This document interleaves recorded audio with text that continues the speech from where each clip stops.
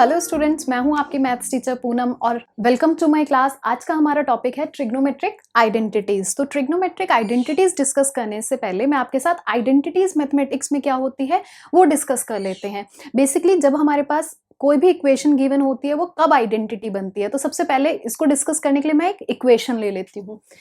Let's say मैंने यहाँ पे इक्वेशन ली है x plus Y equals to Y plus X. अब देखो ये हमारे पास एक इक्वेशन है, इसमें दो पार्ट्स हैं। ये वाला पार्ट हमारा LHS है और ये वाला पार्ट हमारा RHS है। That means LHS and RHS, दो पार्ट्स मिल गए हैं हमें। अब इस इक्वेशन में हमारे पास कोई नंबर नहीं है, लेकिन हमने देखा कि x और y है जिनकी वैल्यूज हमें गिवन नहीं है। दैट मीन्स वो वेरिएबल हो गए, मतलब इनकी वैल्यू वेरी कर सकती है, हम कुछ भी ले सकते हैं। तो बस हम उसी पॉइंट को यूज करके चेक कर लेंगे कि ये हमारे पास आइडेंटिटी बनती है या नहीं। आइडेंटिटी कब बनेगी? जब LHS इक्वल्स टू RHS हमें हर पॉइंट पे मिलेगा। तो मैंने यहाँ पे x की वैल्यू ले ली है 3 और y की वैल्यू मैंने ले ली है 4। अब मैं x और y की वैल्यू LHS और RHS में पुट करके देखूंगी वो हमें इक्वल मिल रहा है या नहीं। तो चेक करते हैं। दिस विल बी 3, x की वैल्यू 3 पुट कर ली मैंने, प्लस y की वैल्यू 4 है तो 4 पुट कर ली। नेक्स्ट 4 प्लस 3, तो दिस इज 3 प्लस 4 इज 7 और यहाँ पे भी हमें 4 प्लस 3 इज 7 मिल गया। ये हमें क्या मिल गया है? LHS इक्वल्स टू RHS मिल गया है। लेकिन अभी हमें नहीं पता चला है कि ये इक्वेशन जो हमारे पास है, ये वाली इक्वेशन, ये आइडेंटिटी है या नहीं। इसको प्रूव करने के लिए मैं इसको वैल्यू को चेंज करके देख सकते हैं। तो मैं यहाँ पे वैल्यू ले लेती हूँ, सेकंड केस में कंसिडर कर लेती हूँ। x की वैल्यू मैंने 17 ले ली है और y की वैल्यू मैं 5 ले लेती हूँ। तो फिर से मैं पुट करके देखूंगी x और y की जगह पे। तो यहाँ पे 17 प्लस 5 इक्वल्स टू 5 प्लस 17। तो अब ये हमें फिर से इक्वल मिलता है या नहीं देख लेते हैं। 17 प्लस 5 इज 22 इक्वल्स टू कितना है? 5 प्लस 17 इज अगेन 22। तो ये यहाँ पे भी सेटिस्फाई कर रहा है। तो अब आप देखो यहाँ पे आप x और y की कोई भी वैल्यू पुट करोगे, कोई भी वैल्यू आप अपनी मर्जी से पुट कर सकते हैं, तो हमेशा हमें LHS इक्वल्स टू RHS ही मिलेगा। दैट मीन्स ये इक्वेशन हमारे पास आइडेंटिटी है, ये हमने प्रूव कर लिया। अब हम एक और एग्जाम्पल देख लेते हैं। तो यहाँ पे मैं एक सेकेंड एग्जाम्पल ले लेती हूँ। सेकेंड इक्वेशन मैंने ले ली है, x और y के फॉर्म में ही ले लेती हूँ मैं, x इंटू वाई और यहाँ पे मैंने रूट में ले लिया है x इंटू वाई। ठीक है, अब वापस से मैं यही वैल्यूज पुट करके देख लेती हूँ या फिर कुछ और वैल्यूज ले लेते हैं। तो चलो कुछ और वैल्यूज लेके देखते हैं। यहाँ पे मैंने x की वैल्यू 1 ले ली है और y की वैल्यू भी 1 ले ली है। तो अब हम चेक करेंगे हमें LHS इक्वल्स टू RHS मिलता है या नहीं। तो यहाँ पे x इज 1, मल्टीप्लीकेशन में y की वैल्यू अगेन 1 है हमारे पास। अब हम यहाँ पे RHS में भी पुट करके देखेंगे सेम, 1 इंटू 1, तो दिस विल बी 1 और यहाँ पे हमें मिल जाएगा अंडर रूट 1। तो अंडर रूट 1 की वैल्यू हमारे पास 1 ही होती है। दैट मीन्स 1 इक्वल्स टू 1 हमें मिल गया है LHS इक्वल्स टू RHS। अब मैं वैल्यूज चेंज करती हूँ x और y की। तो x की वैल्यू लेट्स से मैं यहाँ पे ले लेती हूँ 2 ले लेती हूँ और y की वैल्यू मैं 3 ले लेती हूँ। तो फिर से चेक कर लेंगे हम। अब यहाँ पे देखो 2 इंटू 3 मैंने पुट कर दिया LHS में और यहाँ पे RHS में कितना है मेरे पास? रूट 3 इंटू 2 लिख सकती हूँ मैं वैल्यूज पुट करके। तो दिस विल बी 6 और यहाँ पे हमें मिल जाएगा RHS में रूट 6, बट ये कभी भी इक्वल नहीं होगा। That means LHS equals to RHS हमें यहाँ पे नहीं मिला है। तो दैट मीन्स ये वाली इक्वेशन सेकंड हमारे पास आइडेंटिटी नहीं है, क्योंकि देखो एक पॉइंट पे ये प्रूव कर पाए हैं हम और दूसरे पॉइंट पे नहीं प्रूव कर पाए हैं। और यहाँ पे इस फर्स्ट इक्वेशन में हम हर पॉइंट पे प्रूव कर सकते हैं, इसीलिए वो आइडेंटिटी थी। तो अब बात करते हैं, आई होप यहाँ तक आपको समझ में आया होगा। अब बात करते हैं ट्रिग्नोमेट्रिक आइडेंटिटीज की। तो ये तो हम डिस्कस कर चुके हैं, कॉन्सेप्ट सेम है। जब भी हम ट्रिग्नोमेट्रिक आइडेंटिटीज की बात करेंगे तो उसके लिए हमारे पास क्या होना चाहिए? इक्वेशन होनी चाहिए। यहाँ पे इक्वेशन कैसी होगी हमारे पास? ट्रिग्नोमेट्रिक इक्वेशन होगी। तो ट्रिग्नोमेट्रिक इक्वेशन में हमारे पास कुछ फंक्शंस होंगे इन्वॉल्व, जैसे कि sine theta, cos theta, tan theta, cot theta, cosec, sec theta, ये सारे फंक्शंस हमारे पास इन्वॉल्व होंगे और इनके रेशियोज और एंगल इन्वॉल्व होंगे। तो अब वही चीज इस पे भी एप्लीकेबल होगी। तो ये डिस्कस करने से पहले हम डिराइव करना सीख लेते हैं कि हमारे पास ट्रिग्नोमेट्रिक इक्वेशंस कैसे बनती हैं। तो बात करते हैं हम डेरिवेशन की। तो जब भी हम बात ट्रिग्नोमेट्री की करते हैं, सबसे पहले हमारे माइंड में एक राइट एंगल ट्राइंगल आता है। तो वही राइट एंगल ट्राइंगल मैं बना लेती हूँ और मैंने इसको नेम दे दिया है ABC। बी पे राइट एंगल है और लेट्स से यहाँ पे एंगल जहाँ पे भी A पॉइंट है मेरा, इस पे एक एंगल फॉर्म कर रहा है, मैंने वो एंगल थीटा मान लिया है। आप कुछ भी ले सकते हैं बट इन जनरल हम थीटा लेते हैं, तो मैंने इस चीज को थीटा मान लिया है। अब देखो, ये अगर हमारे पास थीटा है तो ये वाली साइड हमारे पास परपेंडिकुलर होगी, this will B base and this is hypotenuse, ये तो हमें पता है। अब मैं डेरिवेशन कैसे करना है मैं आपको दो तरीके से सिखाऊंगी। जनरल फॉर्म मतलब P परपेंडिकुलर के लिए हम P डिनोट करते हैं P, B और H के फॉर्म से, और साथ ही BC, AB और AC यूज करके। तो हम फर्स्ट वाले इक्वेशन को डिराइव करने के लिए दोनों फॉर्म्स साइमल्टेनियसली लेके चलेंगे। तो चलते हैं। अब हमें पता है यहाँ पे एक ट्राइंगल है, तो हम पाइथागोरस थ्योरम की हेल्प से हमें एक इक्वेशन मिलती है, मैं उस चीज को लिख लेती हूँ। ये वाला हमारा जनरल फॉर्म है, ठीक है, जनरल फॉर्म। तो इसको मैं क्या लिख सकती हूँ, P square plus B square equals to H square, यही होती है हमारे पास पाइथागोरस थ्योरम। और सेम चीज मैं यहाँ पे लिख सकती हूँ ए बी और बी सी यूज करके। तो यहाँ पे हमारे पास बेस परपेंडिकुलर कितना है, परपेंडिकुलर हमारे पास बी सी है, तो मैं इस चीज को लिख सकती हूँ B C square plus A B square equals to A C square. यहां तक ठीक है, मैंने बस पाइथागोरस थ्योरम की हेल्प से ये इक्वेशन लिख ली है अभी। तो अब नेक्स्ट स्टेप में मैं क्या करूंगी, इन्हें रेशियोज में बना लूंगी, क्योंकि हमें ट्रिग्नोमेट्रिक फंक्शंस यूज करने हैं और फंक्शंस का कुछ रेशियो होता है, रिलेशन हम P/H पढ़ के आए हैं। यहाँ पे कुछ इस तरीके से P/H, B/H और P/B, ये रिलेशन हम पढ़ के आए हैं। तो इस फॉर्म में मैं इन्हें लिखने की कोशिश करूंगी। तो यहाँ पे कितना है, मैं दोनों साइड, बोथ साइड, मैं LHS और RHS को H से डिवाइड कर देती हूँ पहले। तो यहाँ पे P square upon H square लिख सकती हूँ मैं इसको, B square upon H square लिख सकती हूँ और H square upon H square लिख सकती हूँ। तो सेम चीज अब हम इधर राइट साइड पे भी यूज कर सकते हैं। तो AC हमारे पास हाइपोटेन्यूज है, तो मैं बोथ साइड AC से डिवाइड कर दूंगी, दैट मीन्स AC स्क्वायर से डिवाइड करूंगी, क्योंकि अभी हम बात स्क्वायर की कर रहे हैं, तो हम AC स्क्वायर से डिवाइड करेंगे, और यहाँ भी हमने स्क्वायर से डिवाइड करा था, ये चीज ध्यान रखना है। तो इसको मैं लिख सकती हूँ BC स्क्वायर अपॉन में AC square plus AB square upon में AC स्क्वायर और AC स्क्वायर अपॉन में AC स्क्वायर। तो अब आप देखो, लेफ्ट इधर वाले टर्म और इधर वाले टर्म में, यहाँ पे देखो राइट हैंड साइड में आप इसको कैंसिल कर सकते हो, H स्क्वायर को H स्क्वायर से कैंसिल कर सकते हो, 1 टाइम मिलेगा आपको। और सेम चीज आप इधर भी कैंसिल आउट कर सकते हो, हाइपोटेन्यूज को हाइपोटेन्यूज से कैंसिल कर सकते हो 1 टाइम। अब हमारे पास क्या बच गया है, यहाँ पे P square upon H square बच गया है, जिसको मैं इस तरीके से लिख सकती हूँ, P अपॉन H का होल स्क्वायर करके लिख सकती हूँ, प्लस B अपॉन H का होल स्क्वायर लिख सकती हूँ। और हमें किसके इक्वल मिल रहा है, यहाँ पे कैंसिल करने के बाद हमें 1 मिला है, तो ये 1 के इक्वल मिल गया है। सेम चीज अब मैं इधर भी कर सकती हूँ, BC अपॉन AC का whole square plus AB upon AC का होल स्क्वायर, और यहाँ पे हमें कैंसिल करने के बाद कितना मिला था, 1 मिला था। यहाँ तक समझ में आया आपको। अब देखो, अब हम क्या करेंगे, अब हमने ये रेशियोज पढ़े थे sign theta, cos theta, tan theta के और बाकी 3 फंक्शंस के, तो अब हम उन्हीं चीज को यूज करेंगे। तो हमें P अपॉन H कहाँ पे मिलता है, साइन थीटा में मिलता है ये रेशियो, तो मैं इसको लिख सकती हूँ sine theta whole square plus B upon H हमें कहाँ पे मिलेगा, कॉस थीटा में मिलता है, this will B cos theta square, किसके बराबर है, 1 के बराबर है, 1 के इक्वल है।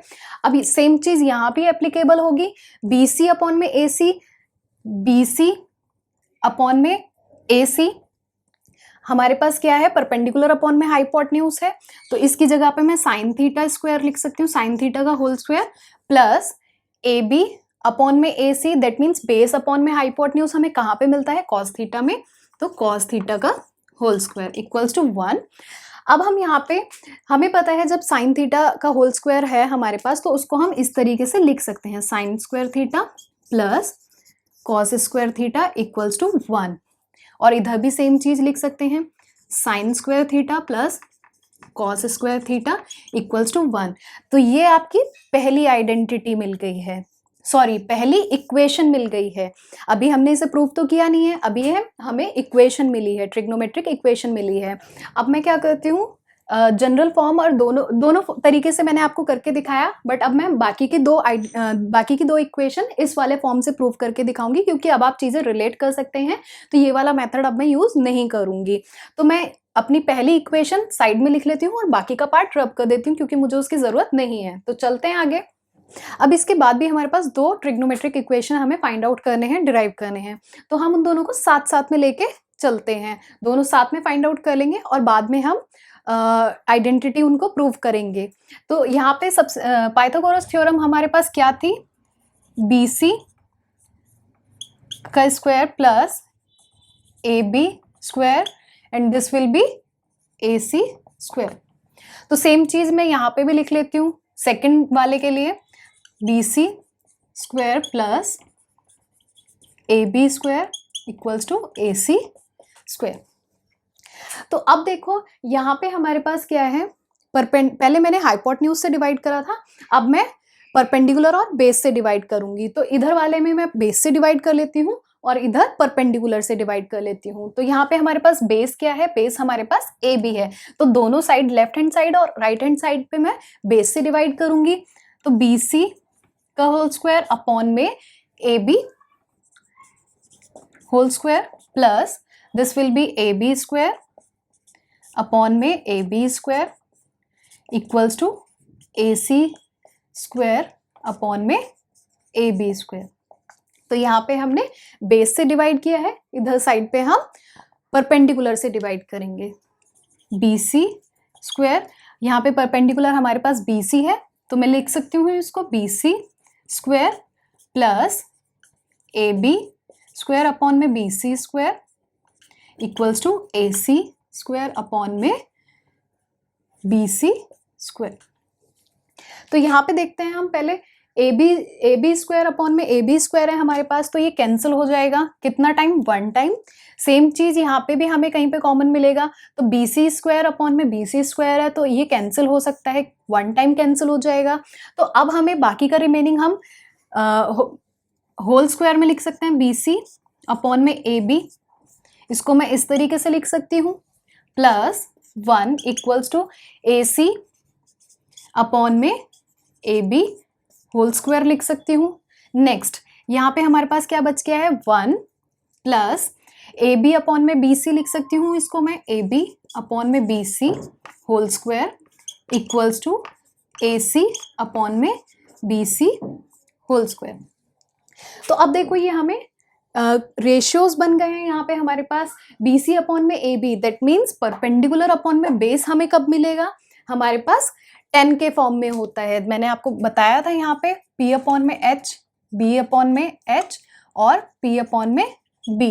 तो 10 के फॉर्म में हमें 10 थीटा की रेशियो मिलती है। तो यहाँ पे मैं लिख सकती हूँ 10 थीटा का whole square plus 1 equals to AC हमारे पास हाइपोटेन्यूज है और AB हमारे पास बेस है। तो इस चीज को मैं लिख सकती हूँ हाइपोटेन्यूज, हमें हाइपोटेन्यूज अपॉन में बेस कहाँ पे मिलेगा, देखो यहाँ पे कॉस में हमें बेस अपॉन हाइपोटेन्यूज मिल रहा है, दैट मीन्स सेक में मिलेगा। तो इसको मैं लिख सकती हूँ सेक थीटा का होल स्क्वायर। सेम चीज हम यहाँ भी कर सकते हैं, this will be 1 plus AB upon में BC, that means base upon में परपेंडिकुलर हमें कहाँ पे मिलेगा, बेस अपॉन में परपेंडिकुलर जब हम इसका इन्वर्स करेंगे तो हमें मिलेगा, दैट मीन्स कॉट के टर्म में मिलेगा, कॉट थीटा का whole square equals to this will be AC upon में BC। AC हमारे पास हाइपोटेन्यूज है, BC इज परपेंडिकुलर, तो हाइपोटेन्यूज अपॉन में परपेंडिकुलर हमें कॉस थीटा पे मिलेगा। तो इसको मैं लिख सकती हूँ, सॉरी कॉसेक थीटा पे मिलेगा, तो इसको मैं लिख लेती हूँ कॉसेक थीटा होल स्क्वायर। सही है यहाँ तक। अब यहाँ पे हमारे पास 10 थीटा का होल स्क्वायर है, तो इस चीज को मैं इस तरीके से लिख सकती हूँ 10 square theta plus 1 equals to sec square theta. और यहाँ पे हम लिख सकते हैं 1 plus cot square theta equals to cosec square theta. तो यहाँ पे हमें ये सेकंड आइडेंटिटी मिल गई है, this is our second identity and this will be third identity. तो देखा आपने कितना इजी वे में हमने ये फाइंड आउट कर लिया है। सबसे पहले हमने पाइथागोरस थ्योरम इक्वेशन जो हमें मिलती है उसकी हेल्प से वो लिखी। फर्स्ट हमने हाइपोटेन्यूज से डिवाइड करा, फिर परपेंडिकुलर और बेस से डिवाइड करा और हमें तीनों ट्रिग्नोमेट्रिक इक्वेशन मिल गई। अब हम इन्हीं इक्वेशंस को मैं यहाँ पे लिख लेती हूँ, सेकेंड और थर्ड इक्वेशन को भी मैं यहाँ पे लिख लूंगी और फिर प्रूव करते हैं कि ये आइडेंटिटी है या नहीं है। तो चलते हैं आगे। तो जैसा कि मैंने आपको बताया था, यहाँ पे हमारे पास तीन इक्वेशंस, ट्रिग्नोमेट्रिक इक्वेशंस आ गई हैं। तो जब भी हम बात इक्वेशन की करते हैं तो उसमें कुछ वेरिएबल इन्वॉल्व होता है। तो यहाँ पे हमें देखो वेरिएबल क्या दिख रहा है हमारे पास, यहाँ पे एंगल वेरिएबल होगा। हर इक्वेशन में थीटा वेरी करेगा और हमें पता है थीटा हम 0 से 90 डिग्री के बीच में वेरी करेगा। तो हमने पढ़ा भी है थीटा की वैल्यू हमारे पास 0 डिग्री हो सकती है, 30 डिग्री हो सकती है, 45 डिग्री हो सकती है, 60 डिग्री एंड 90 डिग्री हो सकती है। बेसिकली इनके बीच में भी कुछ हो सकती है, 0 से 90 के बीच में कुछ भी हो सकती है, लेकिन अभी हम इनकी बात करेंगे। तो हम पहली इक्वेशन में लेती हूँ और उसको प्रूव करती हूँ। फर्स्ट इक्वेशन है मेरे पास sine square theta plus cos square theta equals to 1। तो सबसे पहले अगर मैं थीटा की वैल्यू ले लूँ, यहाँ पे कुछ भी वैल्यू ले लेते हैं, लेट्स से मैं यहाँ पे 30 डिग्री वैल्यू ले लेती हूँ। तो अगर मैं साइन थीटा की वैल्यू लेती हूँ, थीटा की वैल्यू 30 डिग्री, दैट मीन्स मैं टेबल चेक करूंगी। साइन 30 डिग्री हमारे पास कितना होता है, 1/2 होता है, 1/2 का स्क्वायर, प्लस कॉस 30 डिग्री हमारे पास कितना होता है, √3/2 स्क्वायर, और यहाँ पे हमारे पास 1 है। तो अब हम इसको सॉल्व कर लेंगे, that means 1/4 plus 3/4 equals to 1। अब यहाँ पे हमारे पास एलसीएम लेके हम सॉल्व करेंगे तो दिस विल बी 4/4, कैंसिल करके 1 मिल जाएगा और ये कितना हो जाएगा, 1 इक्वल्स टू 1। इसको मैं नेक्स्ट स्टेप में लिख लेती हूँ, 1 इक्वल्स टू 1। तो देखा आपने, ये हमने 30 डिग्री पे प्रूव कर दिया। लेकिन सिर्फ एक पॉइंट पे या एक एंगल पे प्रूव करने से आइडेंटिटी नहीं बन जाती है। तो मैं एक और एंगल ले लेती हूँ, मैं यहाँ पे 90 डिग्री ले लेती हूँ। अब मैं 90 डिग्री के लिए प्रूव कर देती हूँ यही चीज। तो यहाँ पे साइन 90 डिग्री कितना होता है, 1 होता है, दैट मीन्स 1 का स्क्वायर, प्लस कॉस 90 डिग्री हमारे पास 0 होता है, 0 का स्क्वायर। अब बात करेंगे 1 का square is 1 plus 0 equals to 1, solve करके हमें 1 इक्वल्स टू 1 मिल जाएगा। दैट मीन्स ये 90 डिग्री पे भी सेटिस्फाई कर रहा है इक्वेशन को।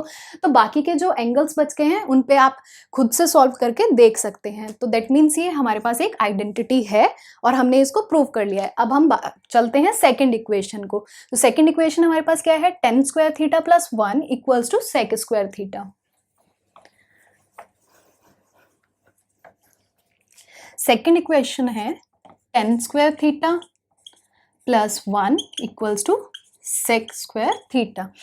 तो जब भी हम ट्रिग्नोमेट्रिक टेबल पढ़ रहे थे वहां पे हमने देखा था कि tan theta, cot theta, sec theta, cosec theta की वैल्यू 0 या 90 डिग्री पे हमें नॉट डिफाइंड मिलती है।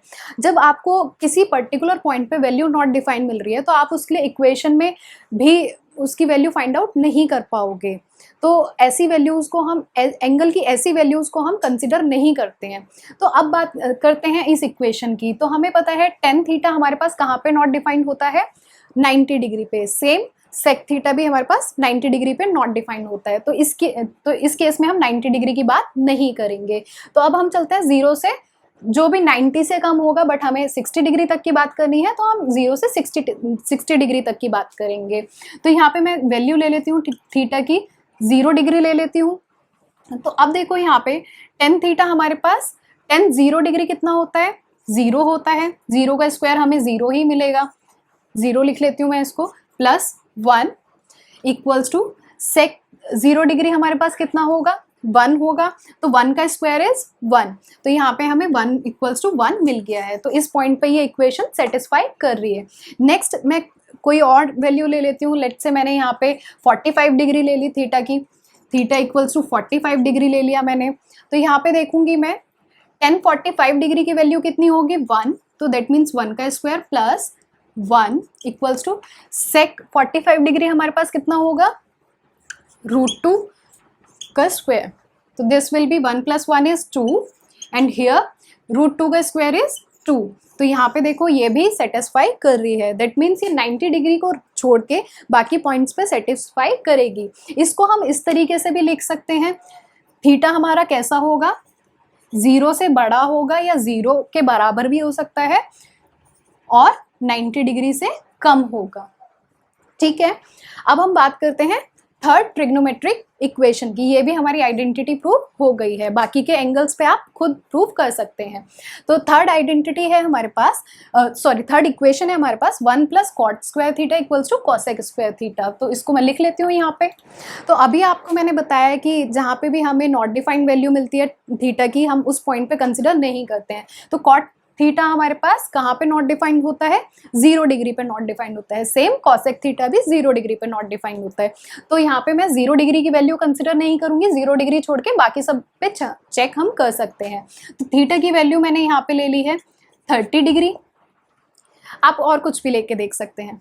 तो यहाँ पे 1 + cot 30 डिग्री हमारे पास कितना होगा, दिस विल बी √3 का whole square equals to cosec 30 degree हमारे पास कितना होता है, दिस विल बी 2 का स्क्वायर। तो 1 + √3 का स्क्वायर इज 3 + 4। तो यहाँ पे हमें मिल गया 4 इक्वल्स टू 4। तो इस पॉइंट पे ये, इस एंगल पे ये सेटिस्फाई कर रहा है इक्वेशन को। नेक्स्ट अब मैं कुछ और वैल्यू ले लेती हूँ। लेट से मैंने 90 डिग्री ले ली, तो यहाँ पे अगर मैं थीटा 90 डिग्री ले लूँ, थीटा इक्वल्स टू 90 डिग्री, तो यहाँ पे देखो 1 + cot 90 डिग्री मेरे पास कितना होगा, 0, और cosec 90 डिग्री मेरे पास होता है 1। तो यहाँ पे स्क्वायर है बट 1 का स्क्वायर इज 1, तो मैंने सेम इसी तरीके से लिख लिया। तो 1 इक्वल्स टू 1, तो LHS इक्वल्स टू RHS हमें फिर से मिल गया है। तो देखा मैंने इन 2 पॉइंट्स पे प्रूव करा, बाकी के पॉइंट्स पे प्रूव करके देख सकते हैं खुद से भी। तो ये हमें फिर से एक आइडेंटिटी मिल गई है। तो ये जो तीनों इक्वेशंस हमें मिली थी, जो इक्वेशंस हमने डिराइव करा था, वो उनको हमने आइडेंटिटी भी प्रूव कर लिया है। अब नेक्स्ट क्लास में हम समझेंगे कि हम इसको कैसे क्वेश्चंस में यूज कर सकते हैं, और इसके बेसिस पे हम एक्सरसाइज 8.4 सॉल्व करेंगे। हेलो एवरीवन, जी हाँ, आप में से एक लकी सब्सक्राइबर कमिंग मंडे को जीत सकता है brand new iPhone SE 128GB, जिसकी मार्केट वैल्यू है 47,800 रुपीज़। तो पार्टिसिपेट करने के लिए आप हमारे यूट्यूब पेज पर जाएं, हमें सब्सक्राइब करें, हमारे वीडियोज़ को लाइक करें, शेयर करें, और साथ ही हमारे फेसबुक, ट्विटर और इंस्टाग्राम अकाउंट पर हमें फॉलो करें, जिसकी डिटेल्स डिस्क्रिप्शन में मेंशन है ना आसान। तो पार्टिसिपेट करें और मौका पाएं एक iPhone जीतने का। So keep watching and keep learning.